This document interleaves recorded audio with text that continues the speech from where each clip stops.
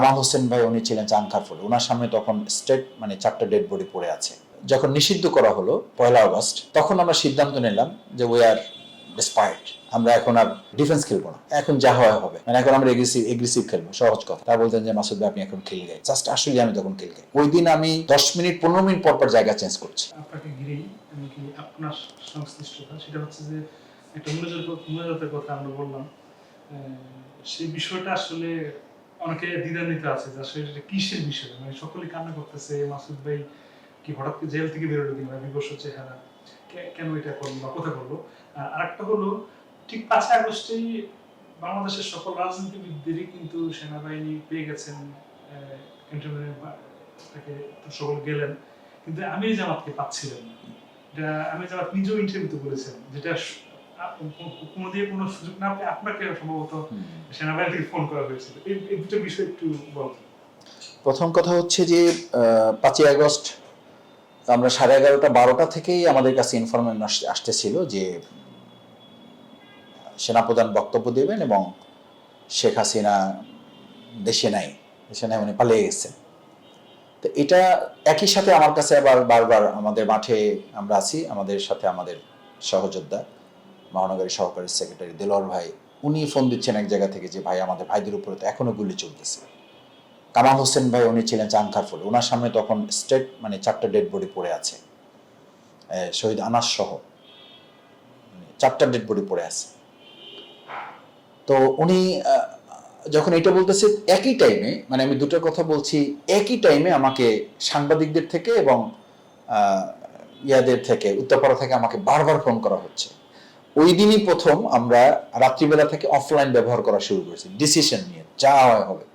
তার আগ পর্যন্ত তো আমরা ইসে থাকতাম আর কি, সিগন্যালে, টেলিগ্রামে, এবং তখন তো হোয়াটসঅ্যাপটাও মানে ট্র্যাকিংয়ের মধ্যে চলে গেছে বলে আমরা জানতে পারলাম। তখন সিগন্যালে আর হলো আমরা টেলিগ্রামে থাকি। তা আমাদের যখন নিষিদ্ধ করা হলো 1 আগস্ট, তখন আমরা সিদ্ধান্ত নিলাম যে উই আর ডিসপায়ার্ড, আমরা এখন আর মানে ডিফেন্স খেলবো না, এখন যা হয় হবে, মানে এখন আমরা এগ্রেসিভ খেলবো, সহজ কথা। আমরা এখন ডিফেন্স করবো না, আমরা এখন এগ্রেসিভলি আমরা মুভ করবো। তো ওরা যেহেতু এগ্রেসিভলি মুভ করছে, এখন আমাদের আর কোনো মানে যেটা বলা হয় যে এখন যে পর্যন্ত আসছি হয় সামনে যেতে হবে, পিছনে ফেরার কোনো পথ নাই। তখন আমাদের ডিসিশন হলো যে আমাদের অফলাইনে আমরা চলে যাব। তো অফলাইনে ওই দিন 4 তারিখ রাতে আমি অফলাইন নিয়ে যখন যেখানে যাচ্ছি আমাকে টাইম টু টাইম আপডেট দেওয়া হচ্ছে, এবং আমাদের 2-1 ভাই যারা প্রশাসনে ছিলেন আমাকে পছন্দ করতেন, আমাদেরকে ভালোবাসতেন, তারা বলতেন যে মাসুদ ভাই আপনি এখন খেল গাই, জাস্ট আসলে আমি তখন খেল গাই। বলতেন যে আপনি এখন মৎস্য ভবনের সামনে, একদম দেখতাম যে হ্যাঁ ঠিক, আমি মৎস্য ভবনের, বলছে আপনি এখনই একটু ওখান থেকে জায়গা চেঞ্জ করেন। মানে ওই দিন আমি 10 মিনিট 15 মিনিট পর পর জায়গা চেঞ্জ করছি, 15 মিনিট পর পর। এতটা মানে আমার মনে হয় যে আমাদের এক একজনের পিছনে এক একজন লোক লাগিয়ে রাখা হয়েছিল। তো এই অফলাইনে যেহেতু আমাদের অন্য নেতৃবৃন্দকে অনেকেই পাওয়া যাচ্ছিল না, ফোন কানেক্ট হচ্ছিল না, আবার আপনি জানেন যে নেটও কিন্তু খুব খারাপ ছিল, নেট মানে অনলাইন নেট একেবারেই ছিল না বললে চলে। তো ওই কারণে ওনাদেরকে পাওয়া যাচ্ছিল না। তো আমাকে অফলাইনে যেহেতু পাওয়া যাচ্ছে, বারবার ফোন করতেছে, তা আমার কাছে বিশ্বাস হচ্ছিল না। আমি একবার হাসতে হাসতে বললাম যে কি অ্যারেস্ট করবেন ওনাকে, উনি আর ওনাকে অ্যারেস্ট করে কি করবেন, বলছে যে ভাই আপনি এই সময় মজা করেন না।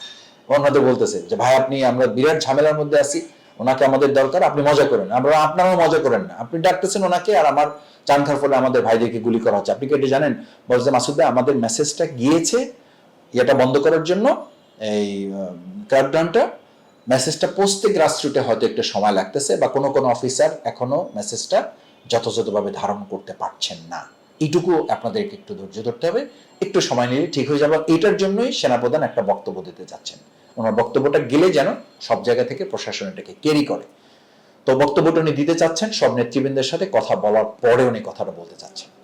তো আমি তখন আমাদের কয়েকজনকে ফোন করলাম, ওনারা বারবার বলতেছেন আমরা আমির জামাতকে ট্রাই করতেছি, আশা করি পেয়ে যাবে। পেতে পেতে আমাদের মানে 11:30 12টা থেকে শুরু হয়েছে, তখন 1টা 2টা 3টা 3:30 মধ্যে তখন বারবার বলা হচ্ছে যে সেনা, একবার আপনারা স্ক্রলিং এ দেখতেছেন যে পিছানো হচ্ছে সংবাদ সম্মেলন, 3বার পিছানো হয়েছে।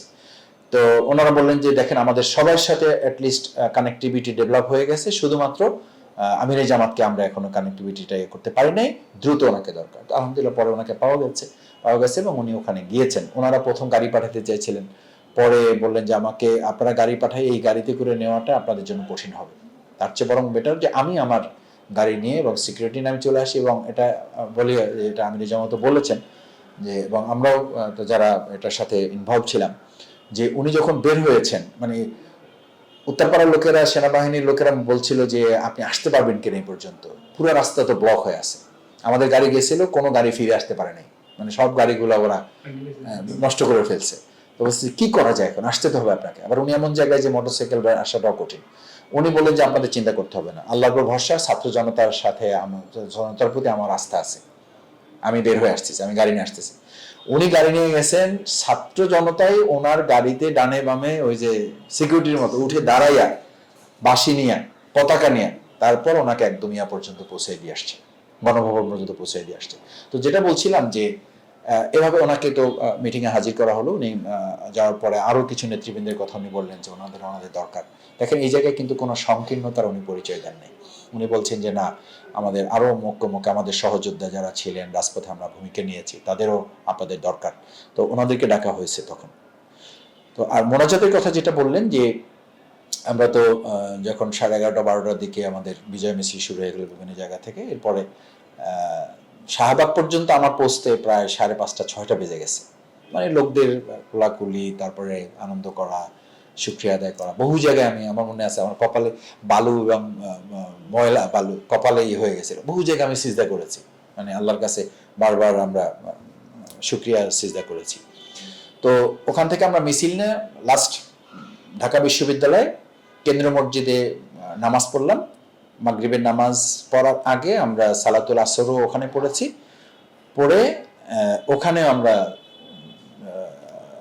সালাতুল হামদ আদায় করেছি, সিজদা করেছি মসজিদ থেকে বের হয়ে। তারপরে ওখান থেকে আমাদের মহানগরীর সম্মানিত আমিনুল ইসলাম বুলবুল ভাই সহ আমাদের মহানগরীর নেতৃবৃন্দ যারা ছিলেন, শিবিরের নেতৃবৃন্দ যারা ছিলেন, তারা মিছিল নিয়ে আমরা, আপনি জানেন যে আমাদের মহানগরী অফিস যেটা 48/1 পুরোনো পল্টন, একই সাথে পাশাপাশি হলো 48/1 শিবিরের কেন্দ্রীয় অফিস। তো দুটো পাশাপাশি অফিস। আমরা প্রথমে অর্থাৎ 2011 সালে আমরা লাস্ট আমাদের অফিস থেকে আমরা বের হয়ে আসি মানে আমাদেরকে বের করে দেয় একদম বন্দুকের মুখে।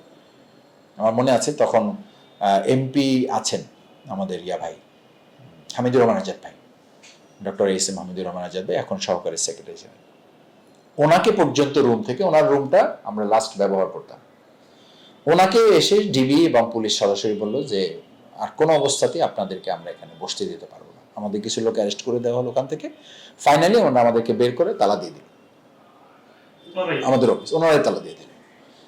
তালা দিয়ে আমাদের কিছু সিকিউরিটি, ওনারা বললো যে ওনারা 2-3 জন থাকবেন, আর কেউ আপনার এখানে আসবেন, আসলে গ্রেপ্তার করা হবে। এবং এরপর থেকে আমরা যারাই যেতাম গেছে, এরপরে আমাদের ভাইরা যেত, তো তাদেরকে গ্রেপ্তার করা হতো।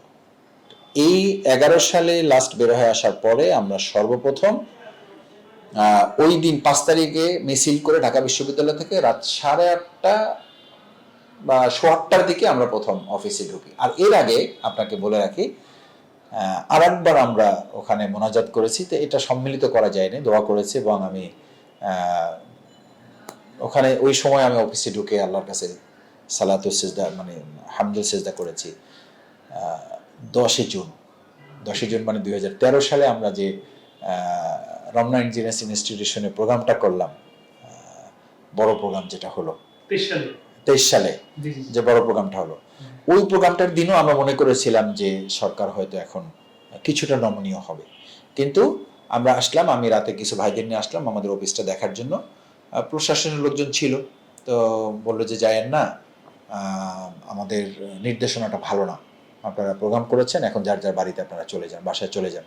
তাই বললাম প্রোগ্রাম করলাম, এত বড় প্রোগ্রাম হয়েছে, আমরা এখন একটু অফিসে বসি, কথা বলি। ও যে না, অফিসে যান কিন্তু বসেন না। তারপর আমরা গেলাম অফিসে। ওই দিন আমি খুব আবেগ আপ্লুত হয়েছি যে 11 সালের পরে প্রায় কত বছর, মানে 7-8 বছর পরে আবার আমি ওখানে যাওয়ার সুযোগ পেলাম, 9 বছর পরে।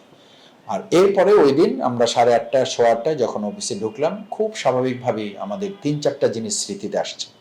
যে এই অফিস যেখানে আমাদের মাওলানা মতিউর রহমান নিজামী অফিস করতেন, এই অফিস যেখানে আব্দুল কাদের মোল্লা ভাই আমাদের এখানে দায়িত্ব পালন করেছেন, এই চেয়ার যেখানে আমরা এখন বসছি, সেই চেয়ারে আমাদের এটিএম আজহারুল ইসলাম ভাই, উনি এখানে দায়িত্ব পালন করতেন। তো এই স্মৃতিগুলো আমাদের সামনে আসার কারণে আমরা আবেগ আপ্লুত হয়েছি এবং আল্লাহর কাছে শুকরিয়া আদায় করেছি যে আমাদের এই অফিসটা আসলে তো অফিস না, এটা এই দেশের স্বাধীনতার সার্বভৌমত্বের গ্রান্টি। এই অফিস হচ্ছে এদেশের মানুষের দেশপ্রেমের চেতনাকে বাস্তবায়ন করার অফিস। এখান থেকে আমাদের ভাইয়েরা জীবন বাজি রেখেছেন, এই দেশের মানুষের জন্য শহীদ হয়েছেন, ফাঁসির মঞ্চে গিয়েছেন। সেই নেতৃবৃন্দেরই ধারাবাহিকতা এখন আমরা এখানে যারা ছোট ছোট কর্মী আমরা এখন বসছি, আমাদের উপর একটা বিরাট বোঝা। আজকে আল্লাহ তালা এই বিজয় দিয়েছেন আমাদের, শাহাদাতের রক্তের বিনিময়ে অসংখ্য ছাত্র জনতার। এই সমস্ত বিষয় নিয়ে আমরা তখন আল্লাহর কাছে দোয়া করেছি এবং কৃতজ্ঞতা শুকরিয়া আলহামদুলিল্লাহ আদায় করেছি।